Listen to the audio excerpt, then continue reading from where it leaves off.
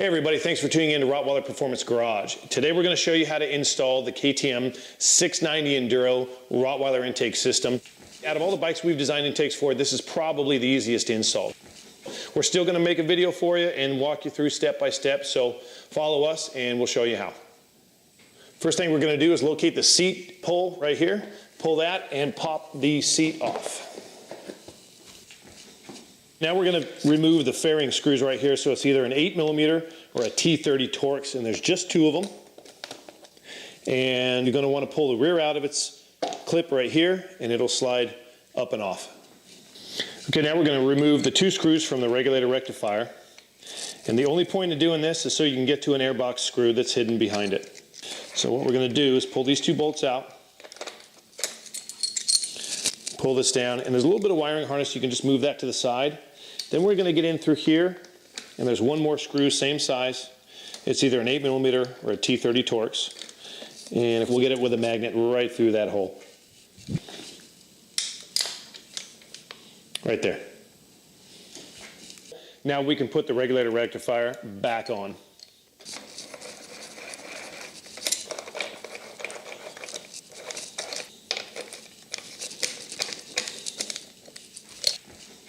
Now we're going to remove the rear airbox screw on the right hand side, and it's a 6mm screw that's an 8mm head or a T30 Torx. And just because we have the tool, we're going to do the same thing for the front left and the rear left as well. And there's basically 4 screws holding in this airbox with little rubber grommets, so we're going to remove them all at once.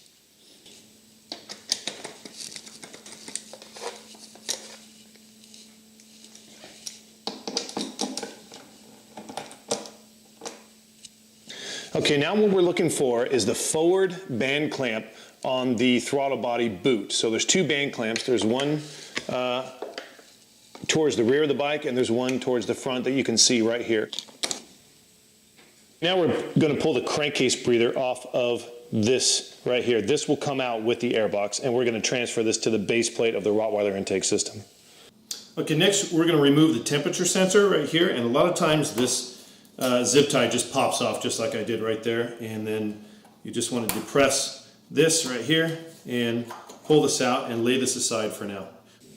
Okay, now what we're going to do is remove the ECU plug, and it's because we're trying to remove the stock airbox. So you depress this tab right here, rock this back, and it'll kind of push it off, and we're going to just pull this off to the side for now. Okay, now we're going to remove the 2 screws on the snorkel on the top of the airbox, and the only reason is to get us some clearance below this piece right here. So we're going to take these guys out. This should scoot backwards, and you can remove the stock filter, and that's going to give us some room to pull up on the airbox. Okay, now we're going to grab the rear of the stock airbox, and we're going to pull up and back. And you may have to do a little bit of a twisting motion to get it out, but we're going to see how it goes right now. So we've already loosened that front band clamp, or hose clamp. Yep, see, it pops just like that. And there's nothing else really attached to it. We've got this crankcase breather hose we're going to pull in, and just a little bit of a twist, and we're out. And at this point, you can inspect the inside of your stock airbox. You may find a layer of dust in there, we'll see. But at this point, now we've removed it, and we're going to start working on assembling the base plate pieces to the Rottweiler intake. Okay, now we're going to pull the crankcase breather out of the stock airbox, and it's going to help if you go inside and kind of coax it out by pushing on it and pop it out just like that.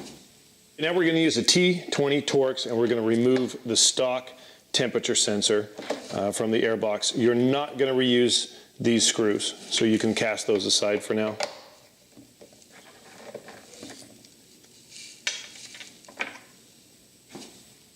Okay, now what we're going to do is we're going to start preparing the base plate, and there's a number of items that bolt to this base plate that will take some previous preparation. So first we're going to start with the frame bracket. Now you notice the pocketing shape right here matches the frame bracket right there. And so what we're going to do is locate the 2 longer button head bolts in the pack. We have 2 longer ones and 2 shorter ones.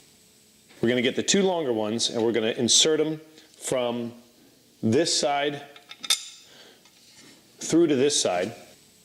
And then what we're going to do is locate, there's 2 nylon washers. with some little teeth in them, and the teeth are biased to one side, and you want those biased, those lock onto the threads. You want those biased towards this side of the plate, and the reason is when they fold in, you don't want them to interfere with the nut when we put the nut on. So those are going to thread on just like that, and then they'll retain the bolt for you. So we're going to put the other piece, the other bolt in from that side as well. Make sure that the teeth are towards the plate. We'll thread that on as well. And then we're going to find the frame bracket, place it like this, and then we're going to thread on the two 6mm nuts. And the goal at this point is to just snug these down enough to where the nylock nut actually engages in the threads, but it's semi-tight, but you can still move this piece back and forth because it's going to need to be positioned once we get it on the frame. So we're going to go ahead and do that now.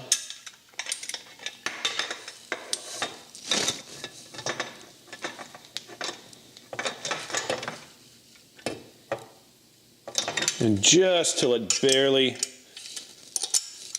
starts to tighten. And again, the goal is to where this piece can still float.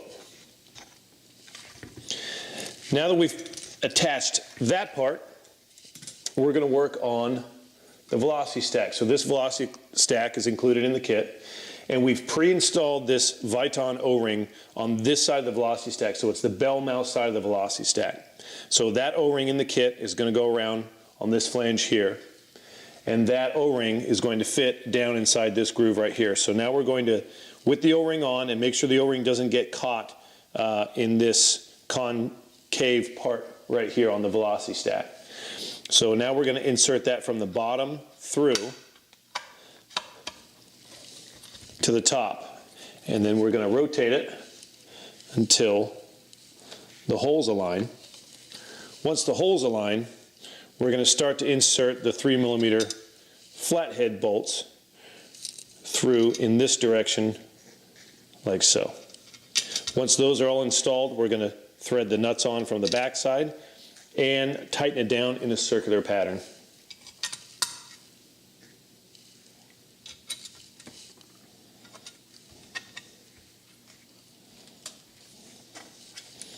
So if you pick up the part like this and rotate it, it'll lock the bolts into place, and you can hold it from the back side, which would be the top side or the inside of the filter. You can rotate it, locking all the bolts down, and that'll help you get the nuts threaded on.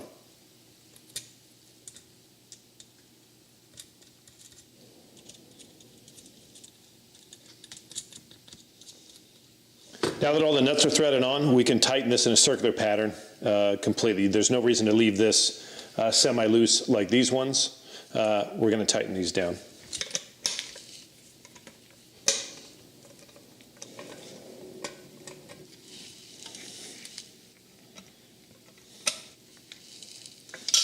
Okay, now we're going to mount the temperature sensor, and we've seen some 690s that we've had our hands on come with O-rings. We've seen some not have O-rings. So in the kit, we've supplied a new small O-ring, and even if you do have an O-ring, it may be flattened, so you can put a fresh one on there.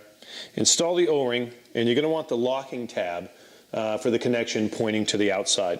So we're going to drop it in this hole there, and you're going to want to locate the two 5mm nylock bolts. You'll see they have a little yellow locking agent on them, and those thread into the base plate like this.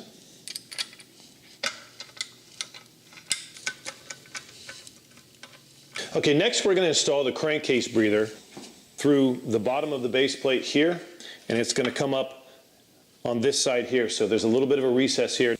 Now this is kind of the fun part. It's like installing a miniature tire. So what you're going to want to do is get it started, and you're going to want to find yourself a screwdriver to work this in.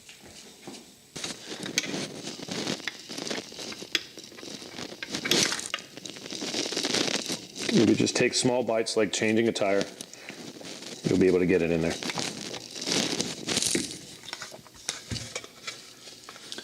Now you can see we're pulling it through from this side.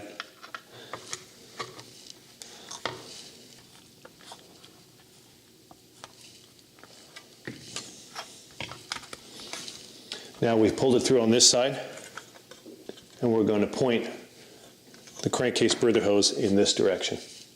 Okay, lastly, we're going to want to pre-install the intake boot. So what you're going to want to do is point the band clamp in the same direction as the ears on the base plate, put it on loose, and starting with the short end and pointing towards this bracket, you want to mount the intake boot. And you're going to want to clock it to where it's exactly centered and pointing in this direction. Once you're satisfied with where it is, you can tighten this at this point.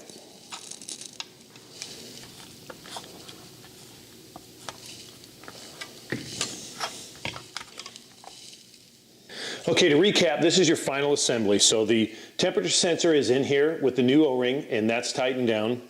The intake boot is installed with one band clamp pointing towards the ears. So you can see the screwdriver side is the same side as the ears on the base plate here. This is tightened down with the long end on this direction pointing this way. The crankcase breather line has been installed, and the frame mount has also been installed. And you can leave it exactly like this, as long as the nylock has gotten into the threads. This will allow you to shift the base plate around on the frame, and we'll show you that in just a minute when we go to install it on the bike. Okay, now we're going to locate the shorter of the two button head bolts and the other two 6mm nylock nuts. And holding them in from the inside, we're going to want to go through the frame bracket, through the frame hole, and start to thread those two together.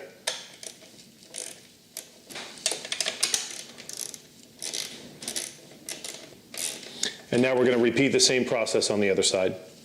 You're going to want to also leave these just slightly loose because we're also going to want to shift the frame bracket left and right to center the base plate. Okay, now we're going to plug the crankcase breather back into its original spot. Now that everything is installed in the bike, the base plate's on, the intake boot is on the throttle body, and everything is just slightly loose. The idea is to be able to shift it around and find a sweet spot where everything is centered and happy. So first thing we're going to do is make sure that the base plate is centered in the chassis. You can use these tabs right here as guides. You can use these tabs as well. And what we're looking for is to get the part centered in the motorcycle. So right there, it looks like we're fairly centered. Once it's centered, we also want to make sure that this ear down here is clearing all the parts down in here. So we want to make sure that it's not touching any of the ECU cables, it's not touching the frame or anything. And when we go to install the filter, the plastic also does not touch anything. So it's designed to nest down in this corner here. So now that it's positioned the way we want to, we're going to go ahead and proceed to tighten all the button head screws, all four of them, and the intake boot down below the hose clamp on the throttle body.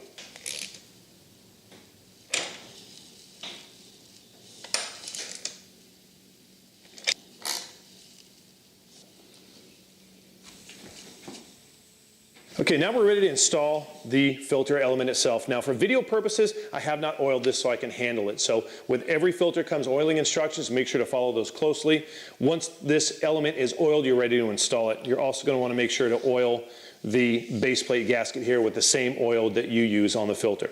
So what we're looking for is this tab right here. Now this tab slides underneath the base plate here, and that's what locks it on the left-hand side.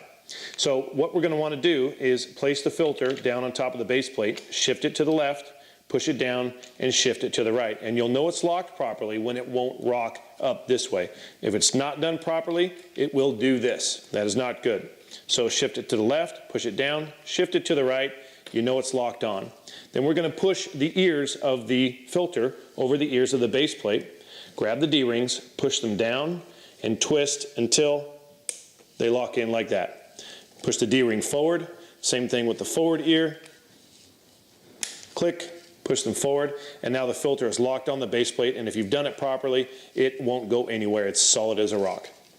Okay, now what we're going to want to do is make sure that the bottom of the seat pan does not adversely contact the filter. Now there may be a little bit of contact just touching the foam, but we want to make sure that it's not pushing on the filter in any abnormal way. If it is, you can drop the rear of the filter down by loosening the lower hose clamp on the throttle body and pushing it down a little bit further and then retightening it. So we're going to want to mount the seat as we're looking up in and making sure that there's no major contact with the filter and the seat. This one looks perfect. Okay, one thing we're going to show you about the intake system is that in order to get them removed from the base plate, you need to shift the filter to the left a little bit. Now we have this attachment point right here on the fairing, and that sticks through, and it gets fairly close but won't touch it. But when you go to remove the filter, pop both of these attachment points out of their keepers, then you can remove the filter quite easily, like so, and shift it to the left without contacting anything sharp. All right, now we've reached the end of our install of the Rottweiler intake system on the KTM 690. And the big question on all of our customers' minds is, do I have to map this bike? That tends to turn a lot of people off. They don't know anything about mapping. And the answer is no, you don't have to map this bike. It will still run well within safe air-fuel ratio values without any mapping whatsoever. That is with an intake and a wide open muffler. The bike will compensate just fine. Now, if you're the kind of customer that wants to maximize the amount of horsepower gains that are possible from an intake like this, then we'd say yes, you probably want to have full control over the mapping. And the way to do that is with the Power Commander 5.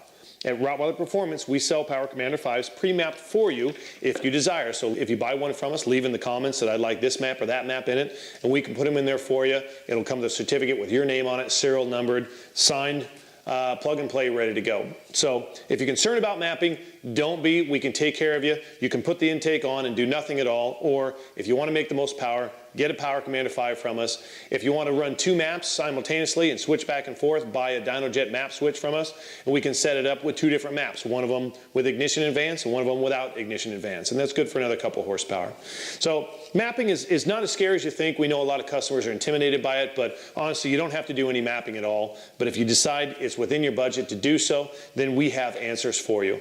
So thanks for watching the install video, and we look forward to seeing you next time.